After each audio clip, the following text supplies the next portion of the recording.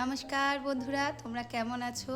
তো শুভ সন্ধ্যা জানিয়ে এখন বাজে 6টা, তোমাদের সঙ্গে নিয়ে আমি ব্লগটা শুরু করলাম।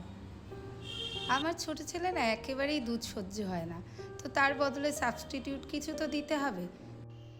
আর বাইরের কেনা জিনিস খাওয়াবো, ওটাই ঠিক মন সায় দেয় না, জানো তো। তো ওই রান্নাঘরে দুধের ছানা করতে করতেই নিচে গাড়ির লোক ডাকলো যে গাড়ি দেখবে। আমি আবার তড়িঘড়ি করে রান্নাঘরে গ্যাসটা বন্ধ করে নিচে চলে গেলাম।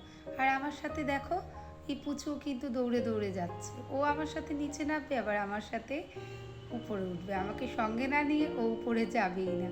তো রান্নাঘরে এসেই দেখো দুধের ছানা করছি। আর আমার ছোট ছেলে কোনো সময় ছানা মুখে দিত না, জানো তো।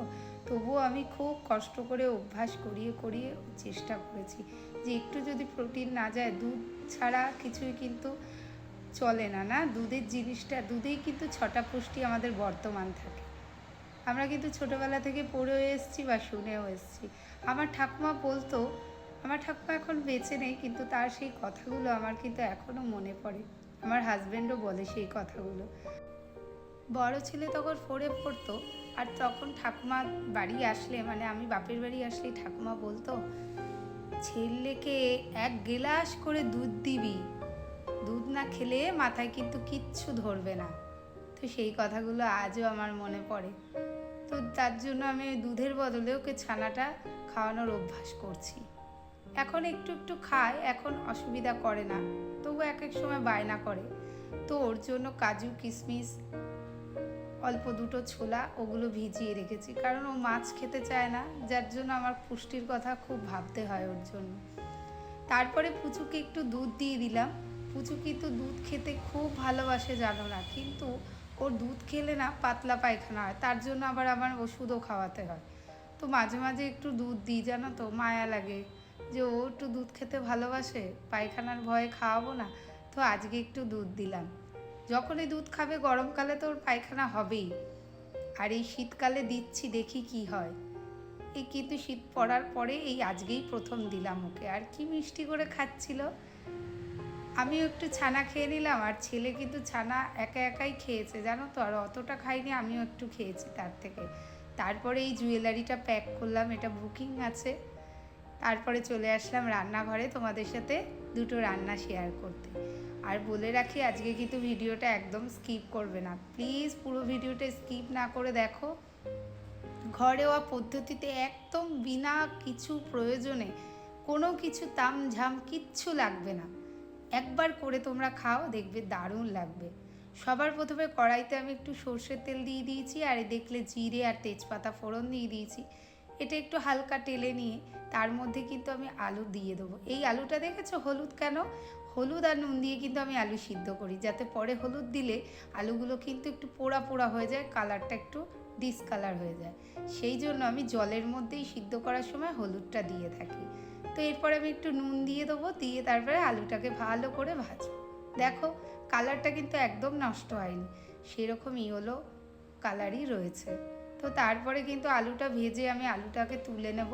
দেখেছো এত সুন্দর ভাজা হয়েছে, কিন্তু গায়ের কালারটা কিন্তু কোনো মতেই পড়েনি।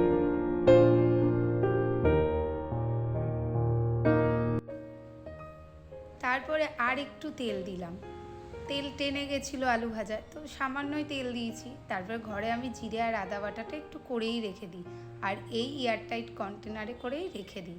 ছোট্টটা কিন্তু খুব সুন্দর কন্টেনারটা। তো যাই হোক, এরপরে আদা আর জিরে বাটা আমি দিয়ে দিলাম তেলের মধ্যে, আর দেওয়ার পরে ওটাকে ভালো করে একটু কষিয়ে নিলাম, আর একটু জলও দিয়েছি। দেখেছো আদা জিরে বাটাটা কিন্তু আমি 1 চামচেরও কম দিয়েছি।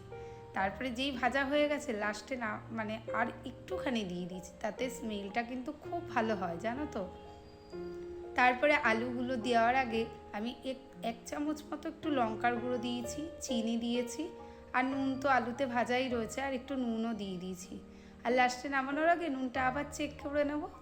তো ভালোভাবে ওটাকে কষিয়ে নিলে দেখো তেলটা আপনিতেই কিন্তু বের হচ্ছে, তখনই বুঝতে হবে যে আমাদের কিন্তু এবার হলুদটা দিতে হবে, কারণ হলুদ যদি আগে দাও তাহলে কিন্তু পুড়ে গিয়ে তেতো ভাব আসতে পারে। তাই জন্য হলুদটা একটু লাস্টেই দিয়ে তার মধ্যেই টমেটোটা দিয়ে দিলাম। এবার টমেটোটা যখন কষা হবে তখন কিন্তু আপসেই একটু একটু জল ছাড়বে, সবাই জানো এটা তোমরা। তো তো যাই হোক, তারপরে একটু কষিয়ে নিলাম।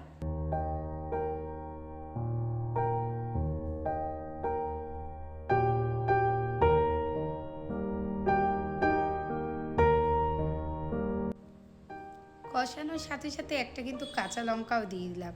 তোমরা চাইলে কাঁচা লঙ্কা বাটাও দিতে পারো, কিন্তু আমার করা ছিল না। তো যাই হোক, এই আলু ভাজাগুলো ওর মধ্যে দিয়ে দিলাম। দিয়ে এবার আলুটাকে ভালো করে কষাতে হবে। মশলার মধ্যে যত কষাবে তত টেস্ট হবে। আর দেখেছো কত কম মশলা দিয়েছি। মশলা যত কম দেবে রান্নায় তত কিন্তু ভালোও খেতে লাগবে, আবার পেটও ভালো থাকবে। কিন্তু মশলা যদি বেশি দাও তাহলেই যে স্বাদটা ভালো হবে তা কিন্তু নয়। পরিমাণ অনুযায়ী দিলে সব কিছুই ভালো লাগবে। তো এই গরম জল করে রেখেছিলাম, সেই গরম জলটা দিয়ে দিলাম। তো এইবার এটাকে ভালো করে সিদ্ধ হতে দেবো। আগেই তো আমি আলুটা সিদ্ধ করে রেখেছি, তাই জন্য জলটা আমি অনেকটাই কম দিলাম।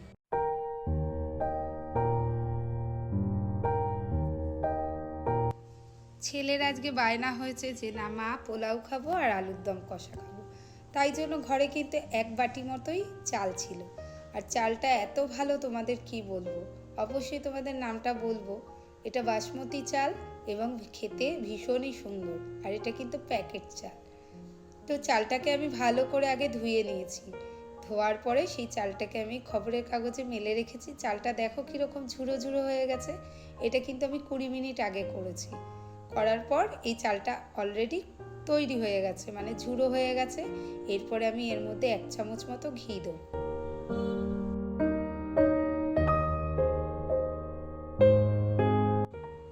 তেজপাতাগুলো একটু ছিঁড়েই দিলাম যাতে গন্ধটা ভালো লাগে। তার মধ্যে একটু হলুদ, একটু চিনি আর একটু নুন দিয়ে দিলাম। তারপরে আমি ঘরেই কিন্তু গরম মশলার গুঁড়ো আর একটু গোলমরিচের গুঁড়ো করে রেখেছিলাম। প্রায় 7-8টা ধরো গোলমরিচ আলুতে ভেজে, মানে যে কড়াইতে বা তাওয়াতে ভেজে সেটাকে গুঁড়ো করে নিয়েছিলাম। আর যে গরম মশলাগুলো সেটাও গুঁড়ো করে নিয়েছি। মানে দুটো মিলে 1 চামচ হবে। সেই 1 চামচ মতো আমি এর মধ্যে দিয়ে দিয়েছি। আর আদা বাটা দেবো এরপরে। আর আদা বাটাটাও আমি 1 চামচ দেবো। আর মিক্সিতে করেছি যেহেতু আদা বাটা, তাই একটু জলটাও থাকে, সেই আদার জলটাও দিয়ে দেবো। দিয়ে এটাকে ভালো করে কিন্তু হাতে করে ম্যারিনেট করতে হবে। আর বেশি চাপ দিবে না, কিন্তু বেশি চাপ দিলে কী হবে, চালগুলো ভেঙে যাবে। তো যাই হোক, ঢাকা দিয়ে আমি এবার রেখে দেবো 40 মিনিট 20 মিনিট, তোমাদের যেরকম ইচ্ছা রাখতে পারো। রেখে দিলে একটু ভালো হয়। তারপরে আবার চলে আসলাম এই আলুর দমের এখানে। দেখো আলুর দম কিন্তু আমার কমপ্লিট হয়ে গেছে। তো এই জলটুকু আছে, এটাও কিন্তু টেনে যাবে। তো এর মধ্যে আমি একটু ঘি আর গরম মশলা দিয়ে তারপরে নামিয়ে দেবো। ঘিটা কিন্তু আমি খুব সামান্য দিয়েছি, কারণ যেহেতু আমি পোলাও করছি, পোলাওয়ে ঘি থাকবে, তো একদম ছিটে ফোঁটা দিয়েছি। আর আলুও কম। আর দিলাম গরম মশলা গুঁড়ো, সেটাও কিন্তু খুবই সামান্য। তো চলো, আমাদের আলুর দম কিন্তু অলরেডি কমপ্লিট হয়ে গেছে।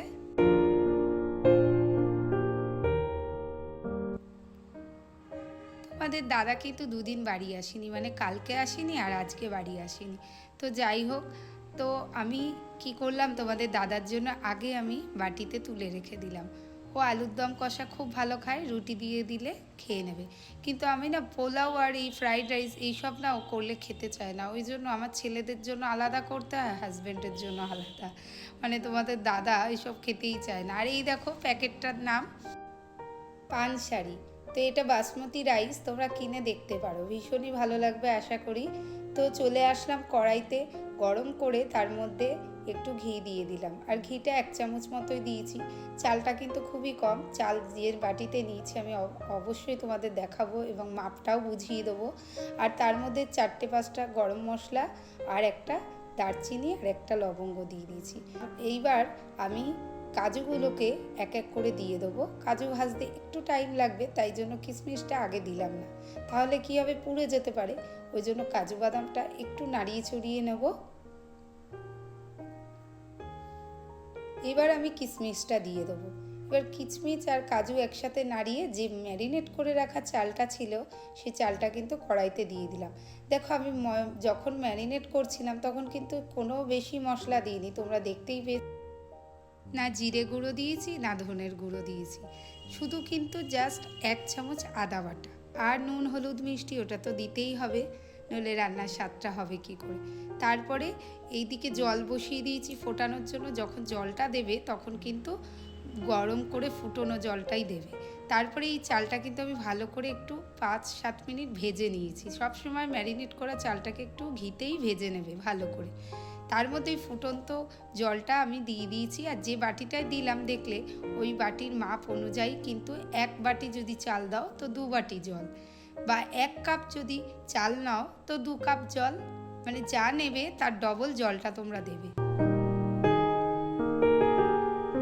তো ঢাকা দিয়ে আমি যখন তুললাম দেখো একটু কিন্তু কাদা কাদা ছিল, তারপরে আমি আবার ঢাকা দিয়ে খানিকক্ষণ রেখে তুলে ফেললাম।